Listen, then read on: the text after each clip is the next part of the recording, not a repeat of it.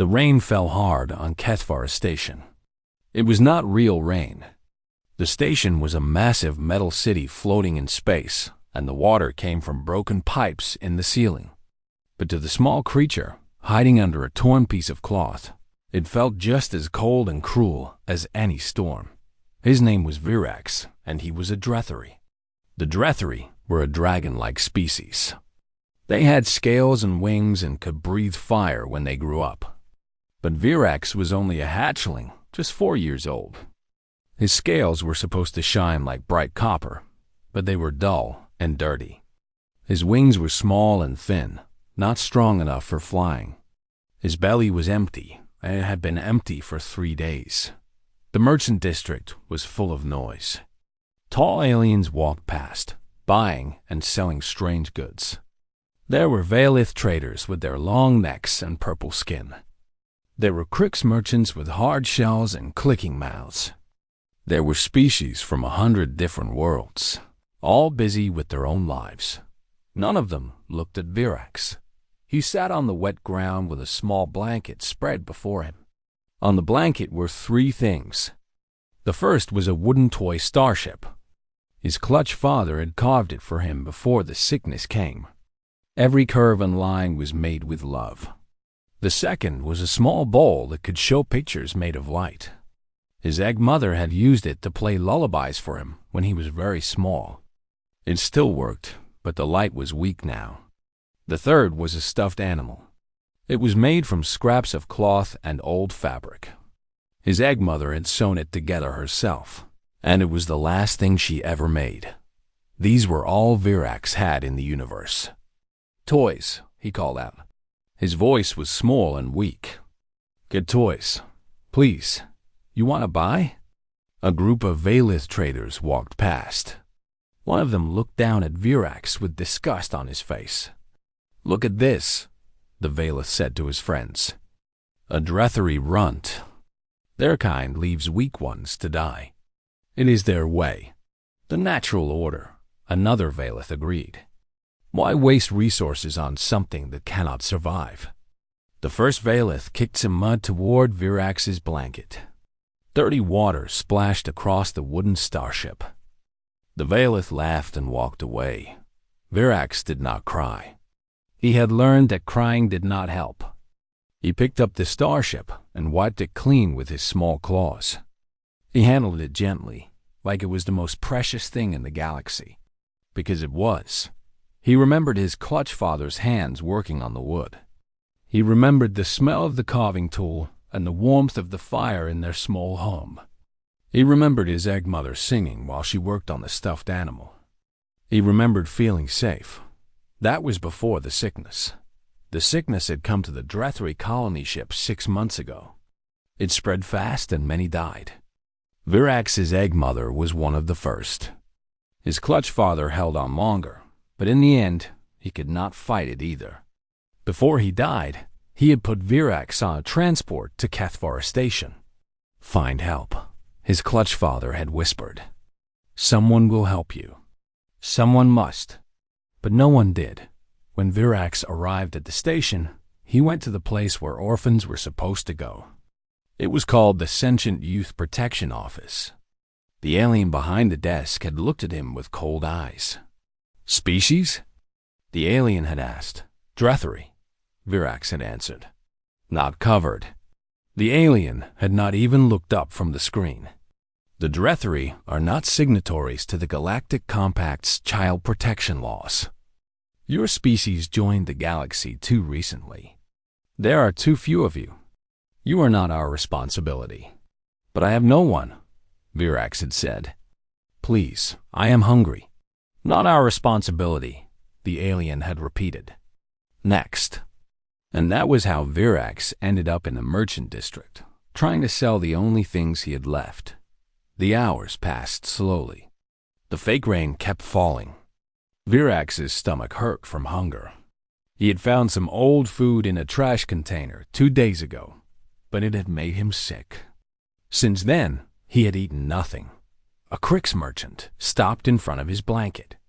Hope rose in Verax's chest. "How much for the light ball?" The Crix asked. 10 credits," Verax said. 10 credits would buy him food for almost a week. The Crix made a clicking sound with its mandibles. I will give you 2. But it still works, Verax said. It plays music. It shows pictures. Please, 10 credits. 2 credits or nothing. The Crix did not care about fair prices. It knew Verax was desperate. Verax looked at the light ball. He remembered his egg mother's face in the soft glow. He remembered the songs it played when he was scared of the dark. No, he whispered. I cannot sell it for 2. The Crix walked away without another word. Night came to the station. The lights in the merchant district grew dim. Most of the traders packed up their goods and left. Verax stayed where he was. He had nowhere else to go. He picked up the stuffed animal and held it close to his chest. It smelled like dust now, but if he closed his eyes, he could almost remember the smell of home. I am sorry, Egg Mother, he whispered. I am trying. I am trying so hard. A group of young aliens walked past, laughing loudly. One of them pointed at Verax. Look, a baby dragon. How pathetic. Where is your fire, little dragon? Why you not fly away? They laughed more and threw an empty container at him. It hit his shoulder and fell to the ground. Verax did not move. He just held his stuffed animal tighter. When they were gone, he let out a shaky breath. His wings trembled against his back. He was so tired, so hungry, so alone. He looked up at the ceiling of the station, where distant lights blinked like fake stars. Somewhere out there, real stars were burning. Somewhere out there, the remains of his colony ship drifted in the cold void. Somewhere out there, his parents had become part of the endless darkness. Is anyone coming? He asked the empty air. Is anyone going to help me? The station did not answer. The rain kept falling. The lights kept blinking. Verax was nobody's responsibility. Verax was nothing to the galaxy. He curled up on the wet ground, wrapped his thin wings around himself, and waited for another day that might not come. His toys lay beside him, the last pieces of a life that was fading away. He did not know that tomorrow everything would change. He did not know that a human was coming. Commander Marcus Cole had seen many things in his 50 years of life. He had walked on planets where the sky burned red.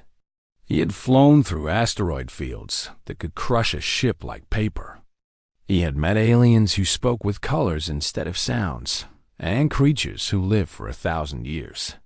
But in all his travels, one thing had stayed the same. The galaxy was cold. Not cold in temperature, though many places were. Cold in feeling. Cold in heart. Most species in the galaxy thought only about themselves. They asked simple questions when making choices. Will this help me? Will this make me stronger? Will this give me an advantage? Kindness was rare. Compassion was seen as weakness. Helping someone who could not help you back was considered foolish. Humans were different. Other species did not understand humans. They called them strange. They called them emotional. They called them inefficient. Humans adopted animals that served no purpose. Humans cried at stories that were not real. Humans built hospitals on worlds that did not belong to them. Humans remembered the names of the dead. Marcus had been asked about this many times. Why do humans care so much? Why do you waste energy on beings that cannot repay you? He never had a good answer. It was just how humans were. Marcus was on HFY station for a simple reason. His ship, the Meridian, needed fuel. His crew was gathering supplies. They would leave in a few hours and continue their mission of exploring the outer regions of the galaxy. There was no reason for Marcus to walk through the lower merchant district. The fuel stations were in the upper levels. His crew was handling everything, but something pulled him downward. Maybe it was boredom. Maybe it was curiosity. Or maybe it was something else, something that humans felt but could not explain. a feeling that he was supposed to be somewhere. He walked through the crowded streets, past alien traders selling strange goods. The air smelled like metal and smoke. Water dripped from broken pipes overhead. It was a poor district, full of desperate beings trying to survive. And then he saw the HFY dot at first. Marcus was not sure what he was looking at. The small figure was huddled under a torn piece of cloth, barely visible in the shadows. But then the figure moved, and Marcus saw the scales. Dull copper, covered in dirt. Small wings folded against a thin back. A face with golden eyes that seemed too big for such a small body. A drethary. Marcus knew about them. A dragon-like species, ancient and proud. They had joined the galactic community only a few decades ago. There were not many of them left, but this one was just a child. A baby, really. And in front of the child, spread on a dirty blanket, were 3 small objects. Toys. The child was selling toys. Marcus felt something crack inside his chest. It was a feeling he knew well. A feeling that humans got when they saw suffering and could not look away. He walked toward the hatchling. Other aliens moved around him, not even glancing at the small dragon. They did not care. Why would they? The child was not their species. The child was not their problem. The hatchling looked up at Marcus with eyes that expected nothing. Marcus had seen that look before. On refugee ships. In war zones. On the faces of those who had learned that hope was dangerous. But Marcus did not walk past. He stopped. And then he did something that made several nearby aliens stare in confusion. He knelt down. Right there in the mud and dirty water. His uniform trousers were ruined instantly. He did not care. "Hey there, little one," Marcus said softly. He kept his voice gentle, the way he would speak to a frightened animal. "What are you selling?" The hatchling's mouth opened, but no sound came out at first. Then, in a voice so small that Marcus had to lean closer to hear, the child spoke. "The toys. Good toys. You want?" Marcus looked at the objects on the blanket. A wooden starship, carved with incredible detail. Someone had spent many hours making it. A small ball that flickered with weak light. A stuffed animal, worn and faded but clearly loved. These were not goods for sale. These were treasures. These were memories. "These are your toys," Marcus said. It was not a question. The hatchling nodded slowly. "Why are you selling them?" "Need credits." The child's voice cracked. "For food." Marcus felt his heart break a little more. He looked around at the busy market. Hundreds of aliens walked past every minute. Not one of them had stopped. Not one of them had offered food to a starving child. "Where are your parents?" Marcus asked. The hatchling's golden eyes dropped to the ground. "Gone." That one word carried so much weight. Gone. Not coming back. "Never again. What is your name?" Marcus asked. "Verax." "Hello, Verax. My name is Marcus." He pointed to himself. "I am a human." Verax looked at Marcus with confusion. Humans were not common in this part of the galaxy. "Human?" the child repeated slowly. "That is right." Marcus smiled. It was a small smile, but it was real. "Verax, when did you last eat?" Verax had to think about it. 3 days. Maybe 4. 3 days. A child had not eaten for 3 days. And the galaxy walked past without caring. Marcus reached into his pocket and pulled out a food bar. It was standard Terran rations, meant for humans, but it would not harm a drethary. He held it out to Verax. "Here, eat this." Verax stared at the food bar. Then he looked at Marcus. Then he looked at the food bar again. His small claws trembled. "What do you want?" Verax whispered. "What do you mean?" "For the food." "What do you want?" "I only have toys." "Do you want the starship?" "You can have the starship." Marcus felt tears prick at his eyes. This child had been so broken by the galaxy that he could not accept a gift. He thought everything had a price. He thought kindness was just another transaction. "I do not want anything," Marcus said. "This is free. This is for you. Please eat." Verax's eyes went wide. Free? Nothing was free. There was always a cost. There was always a catch, but the hunger in his belly was stronger than his fear.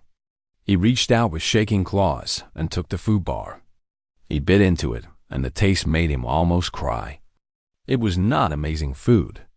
It was simple and plain. But to a starving child, it was the best thing in the world. Marcus watched him eat. He watched this small, broken creature who had been abandoned by everyone.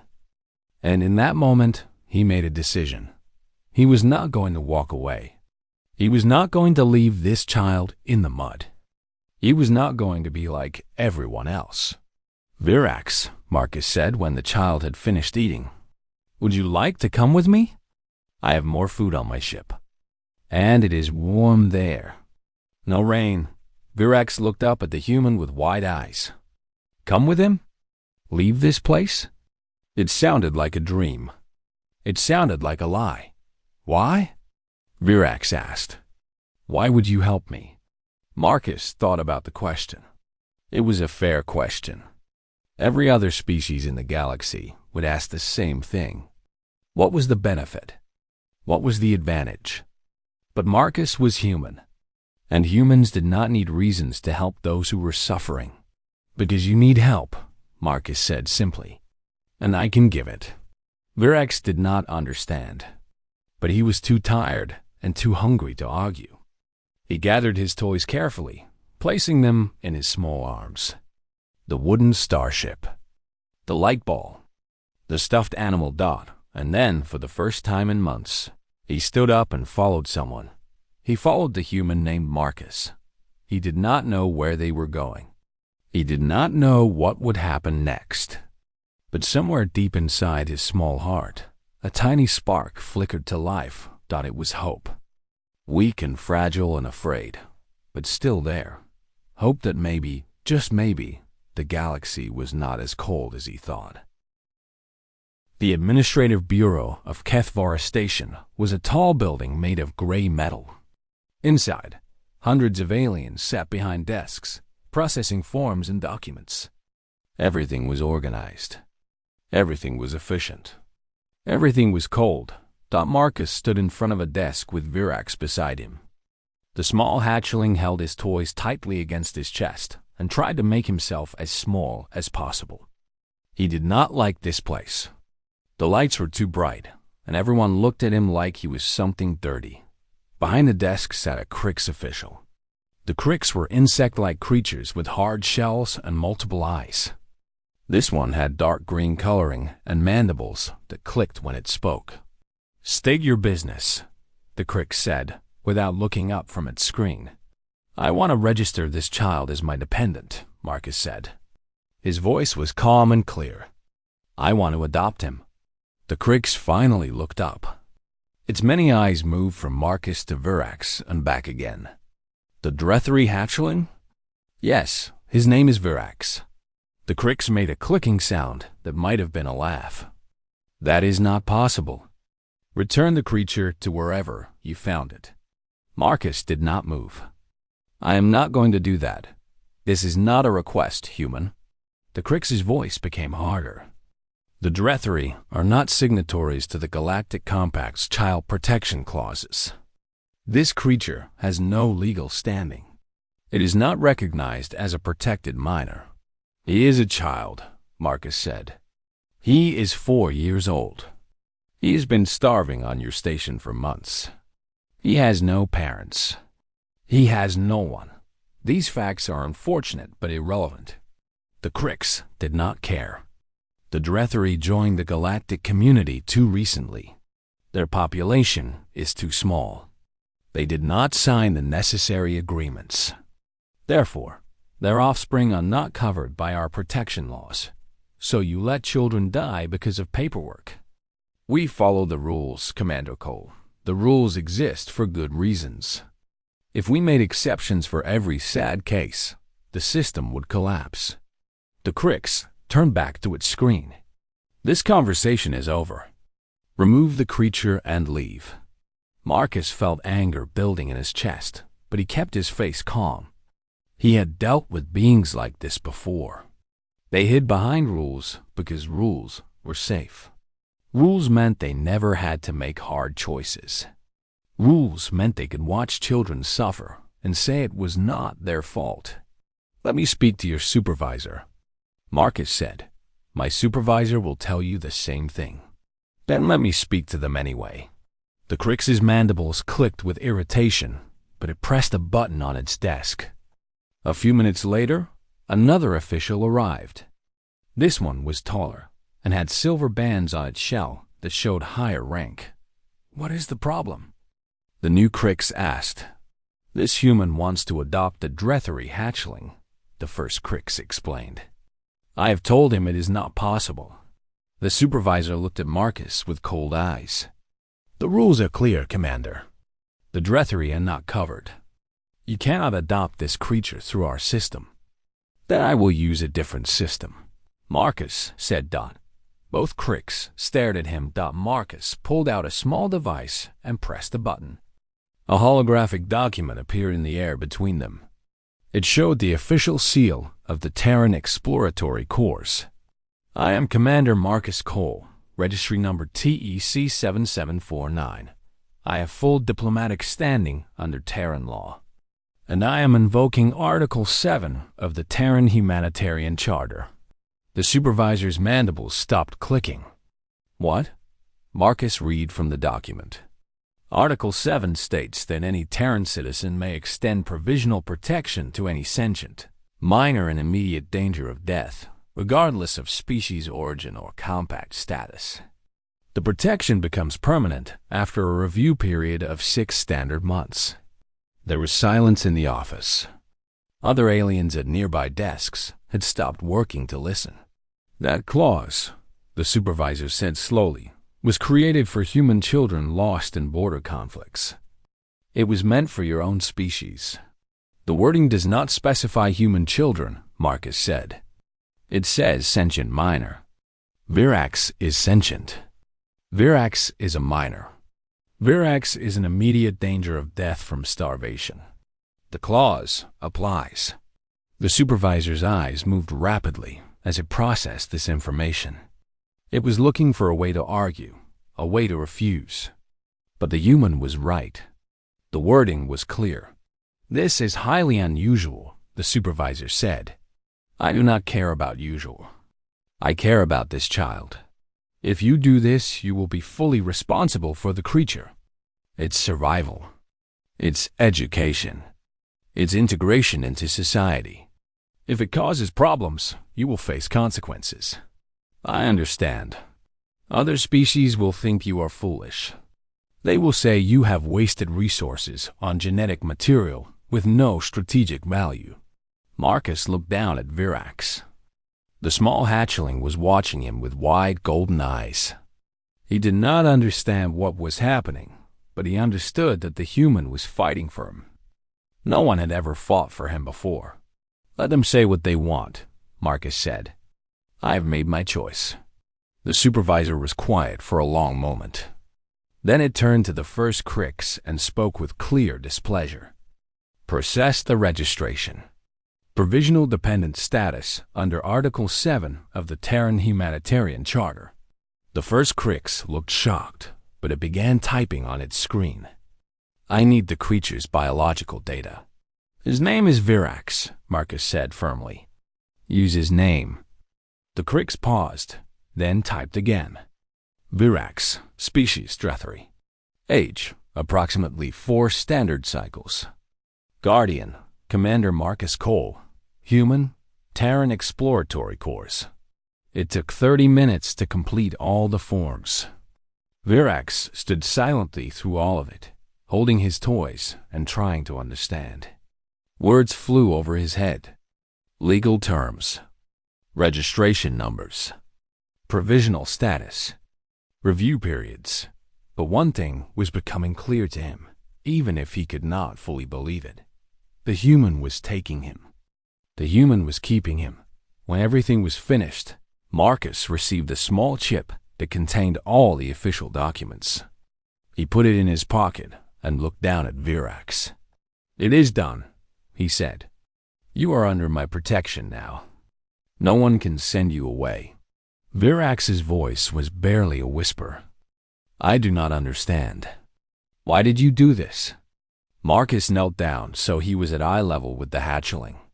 He had done this before, in the merchant district. He did not mind getting his knees dirty.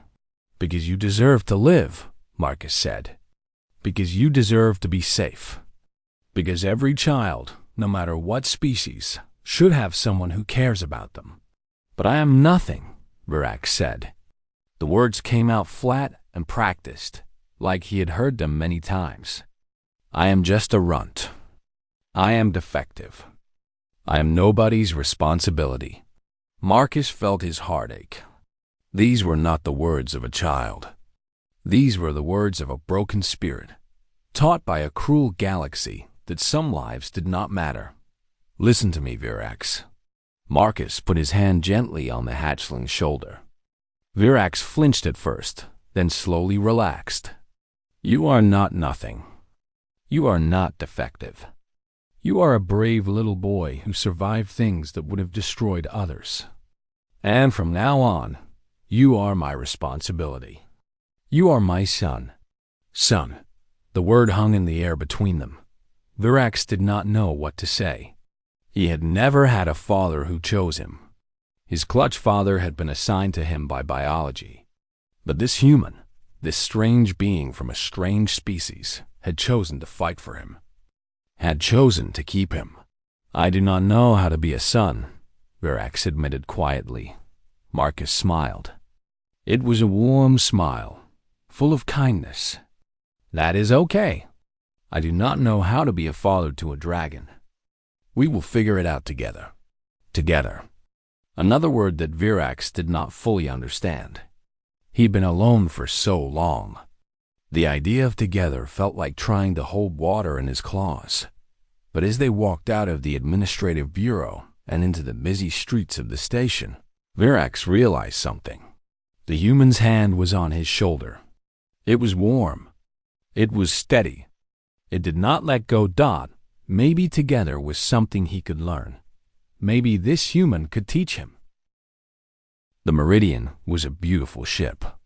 It was not the biggest or the fastest in the Terran fleet, but it was strong and reliable. It had carried Marcus and his crew across the galaxy for 15 years. When Verax first stepped inside, he stopped and stared. The walls were clean. The floor was dry. Warm air flowed from vents in the ceiling. Lights glowed softly, not harsh and blinding like in the administrative bureau. "This is your home now," Marcus said. Home. Verax did not remember what home felt like. The crew of the Meridian gathered to meet their new passenger. There were 12 humans in total, and they all looked at Verax with curious eyes. The small hatchling pressed closer to Marcus, afraid of so many strangers. "Everyone, this is Verax," Marcus announced. "He will be living with us from now on. I expect all of you to treat him with kindness and respect." A woman with dark hair and warm brown eyes stepped forward. She wore a white coat with medical symbols on it. "Hello, Verax. I am Dr. Elena Vasquez. I am the ship's doctor. May I examine you? I want to make sure you are healthy." Verax looked up at Marcus, unsure. "It is okay," Marcus said gently. "Elena is very kind. She just wants to help you." The medical examination took a long time. Elena ran many scans and tests while Verax sat on a soft bed in the medical bay. He had never been on such a soft surface before. It felt strange, almost uncomfortable. He kept expecting it to disappear. Alana's face grew more serious as she studied the results. When she was done, she asked Verax to wait while she spoke to Marcus outside. "How bad is it?" Marcus asked. He is severely malnourished, Elena said quietly. His body has been starving for months. His muscles are weak. His immune system is damaged. His flame gland is underdeveloped, probably because he did not get enough food during critical growth periods. By Drethry standards, he would be considered defective. He might never breathe fire like others of his species. Marcus closed his eyes for a moment. And by human standards? Elena's expression softened. By human standards, he's a very brave little boy who needs about 10,000 calories, a warm blanket, and someone to tell him he matters. They created a room for Verax near Marcus's quarters. It had a bed with soft sheets, a small desk, a window that showed the stars outside, and a shelf where he could put his toys. Marcus placed the wooden starship, the light ball, and the stuffed animal on the shelf carefully. "This is yours," Marcus said. "Your space. Your things." That first night, Verax did not sleep in the bed. When Marcus came to check on him in the morning, he found the hatchling curled up in the corner of the room, pressed against the cold metal wall. "Verax?" Marcus knelt beside him. "Why did you not sleep in the bed?" The hatchling's golden eyes were confused. "The bed is not for me." "Of course it is for you. I put it there for you. But—" Verax struggled to find words. "It is soft and warm. I do not deserve soft things. I do not deserve warm things." Marcus felt something break inside him. This child had been so damaged by cruelty that he did not know how to accept kindness. He thought comfort was something he had to earn, something that could be taken away. "Verax, listen to me." Marcus sat down on the floor next to him. "You deserve soft things. You deserve warm things. You deserve good food and clean water and a safe place to sleep. Not because you did something to earn it. Just because you exist. Just because you are alive." Verax did not believe him. Marcus could see it in his eyes. But that was okay. Belief would come with time. The days passed slowly on the Meridian. The ship continued its mission of exploration, moving from system to system, cataloging planets and making contact with new species. And through it all, Verax began to learn what life could be. He learned that food would come even if he did not beg for it. Every morning, Marcus made sure there was breakfast waiting.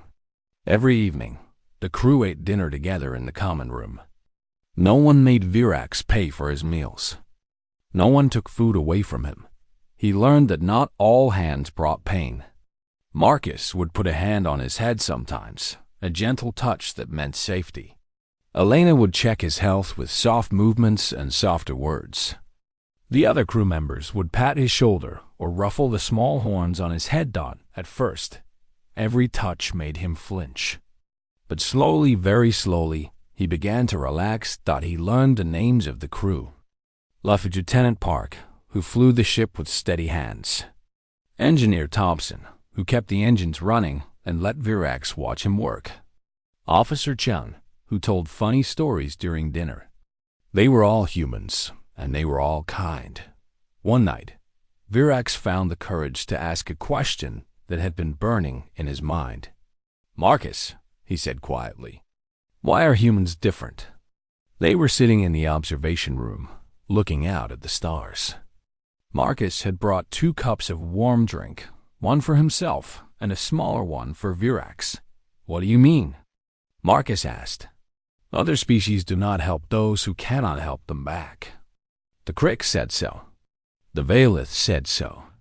Everyone says humans are strange because they care about things that do not benefit them." Verax wrapped his claws around the warm cup. "Why?" Marcus thought about the question for a long time.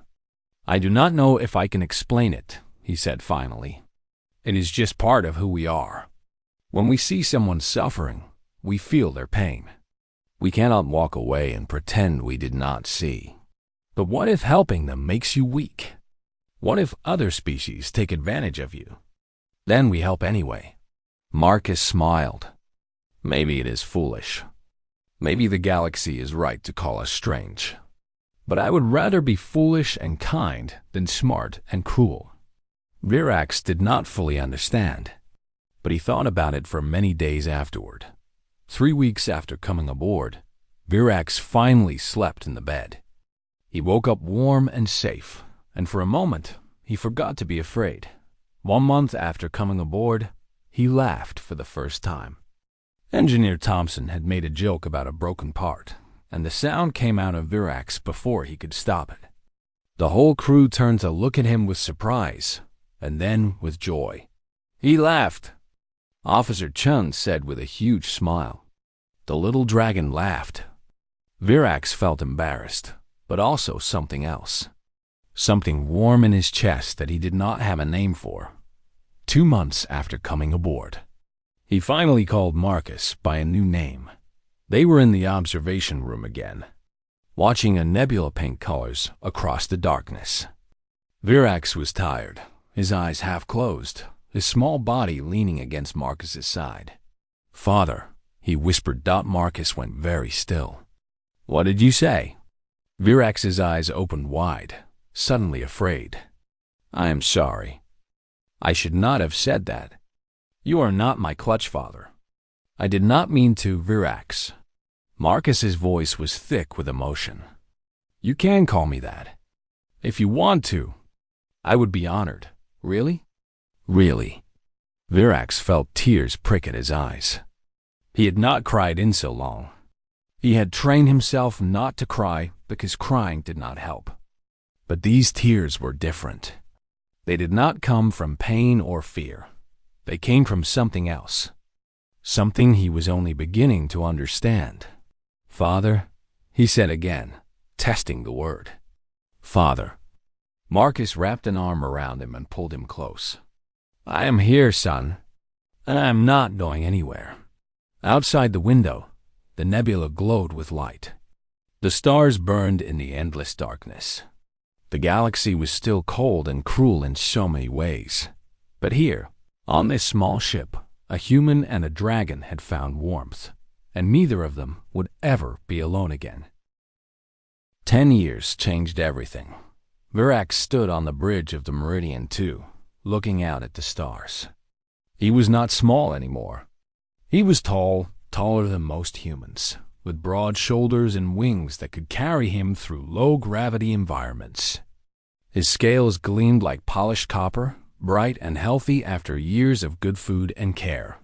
His golden eyes, once full of fear, now showed confidence and warmth. Against all predictions, his flame gland had developed. The first time he breathed fire, he had been 16 years old and terrified. The flame had come out weak and small, but Elena had cheered like he had just won a war. Marcus had hugged him so tight that Verax worried his bones would break. "You did it," Marcus had said, tears in his eyes. "I knew you could do it." Now Verax was a commander in the Terran Exploratory Corps, the first Drethri to ever hold such a rank. He wore the uniform with pride. On his chest was a badge that showed 2 symbols joined together, human and Drethri, representing the bond between species. The galaxy had changed in 10 years. Not quickly and not easily, but change had come. It started with questions. After Marcus adopted Verax, other species began to ask uncomfortable things. If humans could save children from other species, why could they not do the same? If the Terran Humanitarian Charter worked for a Drethri, why not for others? The Galactic Compact held meetings. They argued and debated. Many species resisted change because change was hard and expensive. But the humans kept pushing. They told Verax's story to anyone who would listen. They showed the galaxy that a starving, abandoned hatchling could become a hero if given the chance. 5 years after Verax came aboard the Meridian, the Compact signed a new agreement. The Sentient Minor Protection Act made it illegal to abandon children of any species, regardless of who had signed what papers. Every child in the galaxy now had rights. It was not perfect. Many places still ignored the law. But it was a start. Verax had done more than just survive. He had become a voice for others like him. He started the Cole Verax Foundation, named after himself and his father, to help orphan children across the galaxy. The foundation ran shelters on 6 different worlds. It sent ships to find abandoned young and bring them to safety. It trained adults of all species to care for children who were not their own. Every year, the foundation saved thousands of lives. Today was a special day. It was the day Marcus officially retired from the Terran exploratory course. The ceremony was small and private, held in the observation room of the Meridian 2. Only family and crew were present. Marcus sat in the captain's chair for the last time. His hair was gray now, and lines marked his face. 25 years in space had taken their toll, but his eyes were still bright, still full of the kindness that had saved a starving hatchling in a merchant alley. "I never thought I would see this day," Marcus said, looking around at the gathered crew. "When I started this journey, I was young and foolish. I thought I could see the whole galaxy in one lifetime." The crew laughed softly. "I did not see the whole galaxy," Marcus continued, "but I saw something better. I saw people become family. I saw strangers become friends. I saw the universe change, one small act of kindness at a time." He looked at Verax, and his eyes grew wet. "And I saw a scared little boy become the greatest man I've ever known." Verax felt his throat tighten. Even after 10 years, hearing those words from his father still moved him deeply. "Permission to speak, Captain?" Verax asked formally. Marcus smiled. "Always, son." Verax stepped forward. He was so much bigger than his father now, but in this moment, he felt like that small hatchling again. The one who had sat in the mud with his toys, waiting for someone to care. "When you found me," Verax began, his voice steady, "I had nothing. No family. No home. No hope. The galaxy had taught me that I was worthless. That I was nobody's responsibility. That I should just accept my death and let the universe move on." He paused, gathering himself. "You taught me something different. You taught me that every life has value. That kindness is not weakness. That love does not need a reason." Verax's voice grew stronger. "You did not just save my life, Father. You showed me how to live it. You showed me how to be brave. You showed me how to help others the way you helped me." Marcus was crying now. He did not try to hide it. Humans never hid their tears. Verax knelt before his father's chair. It was a gesture of respect among the Drethri, something done only for those who were truly honored. He pressed his forehead to Marcus's hands. "You gave me warmth when the galaxy gave me cold," Verax said. "You gave me a name when I was nameless. You gave me a home when I was forsaken. You gave me everything, Father. And I will spend the rest of my life trying to be worthy of it." Marcus put his hands on Verax's head, touching the horns that had grown strong over the years. "You were always worthy," he said, his voice breaking. "From the first moment I saw you. Before I knew your name. Before I knew your story. You were always worth saving." The crew watched in silence. Some of them were crying too. Even the ones who had been on the Meridian for years, who had seen Verax grow from a frightened hatchling to a confident commander, felt the weight of this moment. Verax stood and helped his father rise from the chair. They faced the window together, looking out at the endless stars. "What will you do now?" Verax asked. Marcus smiled. "I think I will rest. Maybe write a book about my travels. Visit some old friends." He glanced at his son. "And I will watch you change the galaxy. I will be so proud of everything you do. I could not have done any of it without you." "That is not true." Marcus put his hand on Verax's shoulder. "I just opened the door. You walked through it yourself. Every step, every struggle, every victory, That was all you. They stood together in comfortable silence, watching the stars burn in the darkness.